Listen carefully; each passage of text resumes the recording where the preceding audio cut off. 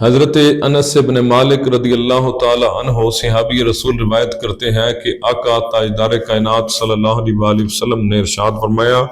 جو بندہ مجھ پر ایک مرتبہ درود بھیجتا ہے اللہ رب العالمین اس پر اپنی 10 رحمتوں کا نزول فرماتا ہے۔ اور پھر آقا علیہ الصلوۃ والسلام نے ارشاد فرمایا، جو شخص مجھ پر 10 مرتبہ درود پاک پڑھتا ہے تو اللہ رب العالمین اس پر 100 رحمتوں کا نزول فرماتا ہے۔ اور پھر آقا علیہ الصلوۃ والسلام نے ارشاد فرمایا، جو شخص مجھ پر 100 مرتبہ درود پاک پڑھتا ہے تو اللہ رب العالمین اس بندے کی پیشانی پر، یعنی پیشانی کے درمیان منافقت اور آگ دونوں سے ہمیشہ کے لیے آزادی لکھ دیتا ہے۔ اور فرمایا روز قیامت اس کا درجہ شہداء کے ساتھ ہوگا، یعنی درود پاک پڑھنے والا بندہ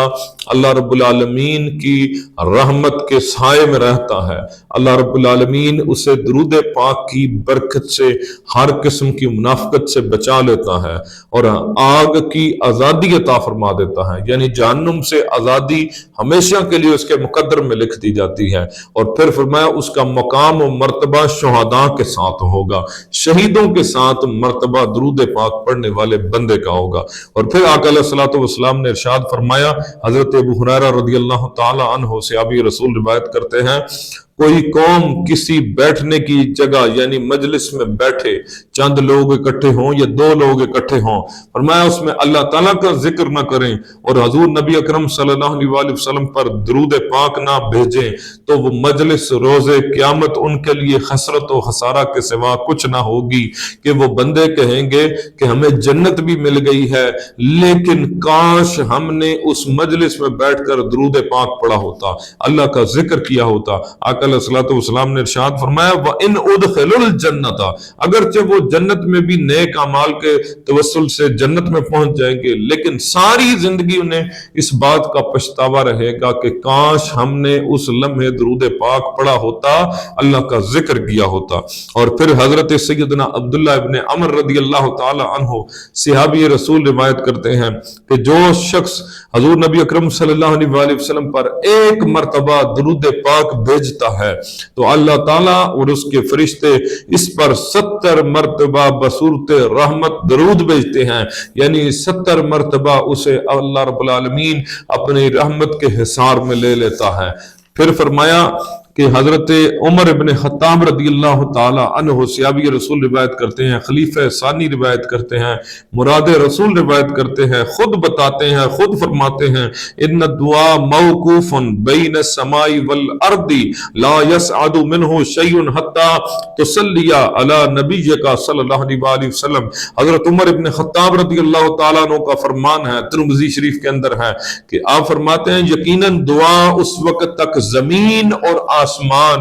دونوں کے درمیان ٹھہری رہتی ہے جب تک بندہ ان میں سے یعنی عمل یہ نہ کر لے کہ حضور کی ذات پر درود نہ بھیج لے، فرمایا تب تک دعا آگے جاتی ہی نہیں ہے، دعا وہی قبول ہوتی ہے۔ فرمان عمر ابن خطاب کے مطابق رضی اللہ تعالیٰ عنہ آپ فرماتے ہیں کہ دعا قبول ہوتی نہیں، آگے جاتی نہیں جب تک آقا علیہ الصلوۃ والسلام کی ذات بابرکات پر درود نہ بندہ بھیج لے۔ اور پھر مولا علی شیر خدا کرم اللہ تعالی وجہ الکریم علیہ السلام آپ روایت کرتے ہیں، کل دعاء محجوب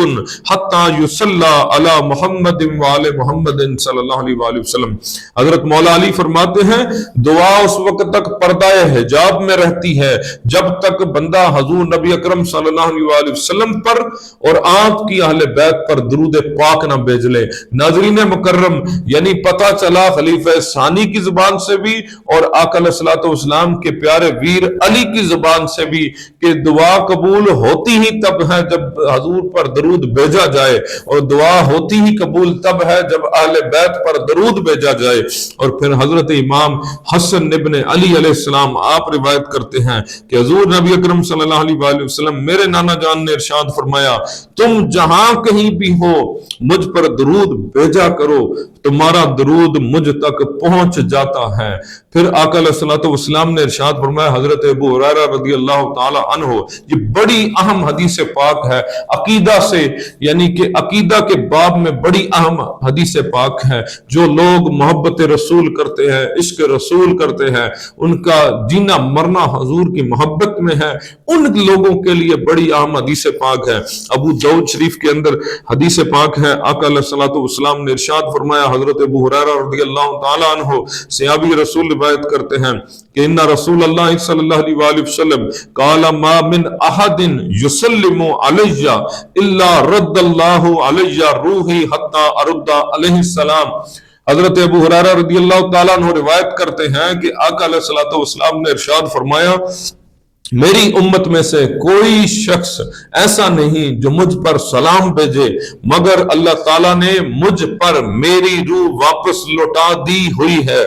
یہاں تک کہ میں ہر سلام کرنے والے کا سلام کا جواب دیتا ہوں۔ یعنی اللہ رب العالمین نے آپ کے دنیا سے وصال کر جانے کے بعد بھی روضہ انور کے اندر جہاں پر حجرہ عائشہ صدیقہ عفیفہ رضی اللہ تعالی عنہا میں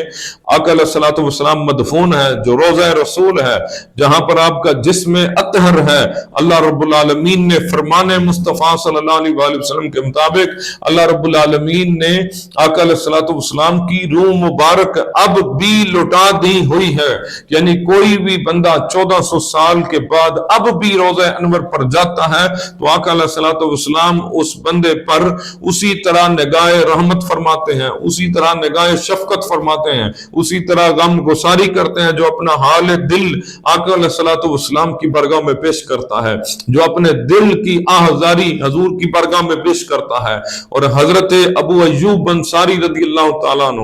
ایک دفعہ آقا علیہ الصلوۃ والسلام کی قبر انور پر لپٹے ہوتے ہیں، جب آپ کا ظاہری وصال ہوا تو پیچھے سے مروان بن حکم آتا ہے، کہتا ہے کون ہے جو ایسے شرک کی صورت کر رہا ہے؟ تو حضرت ابو ایوب انصاری بولے، میں کسی پتھر سے بات نہیں کر رہا، میں آقا علیہ الصلوۃ والسلام حضور تاجدار کائنات سے بات کر رہا ہوں، محمد مصطفیٰ صلی اللہ علیہ وآلہ وسلم سے بات کر رہا ہوں، آقا علیہ الصلوۃ والسلام کی بارگاہ میں اپنی عرضیاں پیش کر رہا ہوں، میں کسی پتھر کی پوجا نہیں کر رہا۔ تو پتہ چلا آقا علیہ الصلوۃ والسلام کی ظاہری زندگی بھی با کمال، حضور کا وصال دنیا سے فرما جانا تب بھی با کمال ہے۔ یعنی حضور فرماتے ہیں میری حیات بھی کمال ہے تمہارے لیے اور میرا دنیا سے جانا بھی کمال ہے تمہارے لیے۔ اور پھر اس پر ایک اور حدیث پاک ہے، حضرت ابو طلحہ رضی اللہ تعالی عنہ صحابی رسول روایت کرتے ہیں کہ ان رسول اللہ صلی اللہ علیہ وآلہ وسلم آقا علیہ الصلوۃ والسلام ایک مرتبہ تشریف لائے، جا ذات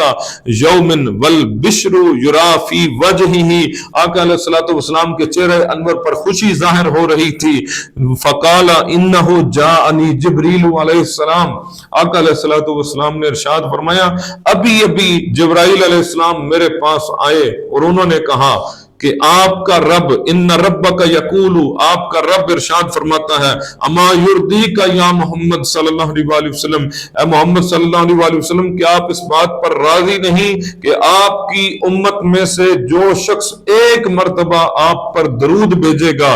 میں اس پر 10 رحمتیں بھیجوں گا، اور آپ کی امت میں سے کوئی بھی شخص آپ پر ایک مرتبہ سلام بھیجے گا تو آقا علیہ الصلوۃ والسلام نے فرمایا اللہ تعالیٰ فرماتا ہے تو میں اس پر 10 مرتبہ سلام بھیجوں گا۔ یعنی جس بندے پر درود پاک کی وجہ سے رحمتیں نازل ہوتی ہیں، جو بندہ یہاں سے سلام مصطفیٰ کریم صلی اللہ علیہ وآلہ وسلم پر بھیجتا ہے، جو یہاں سے درود حضور پر بھیجتا ہے، اس پر سلامی خود خدا نازل کرتا ہے، اس پر خود خدا سلام بھیجتا ہے۔ اللہ رب العالمین اس بندے کو اپنی رحمت کی آغوش میں لے لیتا ہے، فرشتے اس بندے کی حفاظت کرتے ہیں جو بندہ حضور پر درود بھیجتا ہے، جو بندہ حضور پر سلام بھیجتا ہے۔ تو اللہ رب العالمین ہمیں درود و سلام پڑھنے کی توفیق عطا فرمائے۔ اللہ رب العالمین اس درود پاک کی برکت سے ہماری یہ دنیا بھی اور اخروی دنیا بھی آسان فرمائے۔ اللہ رب العالمین ہم سب کی دین دنیا آخرت قبر قیامت ترقی و کامیابی عطا فرمائے۔ وآخر دعوانا الحمدللہ رب العالمین۔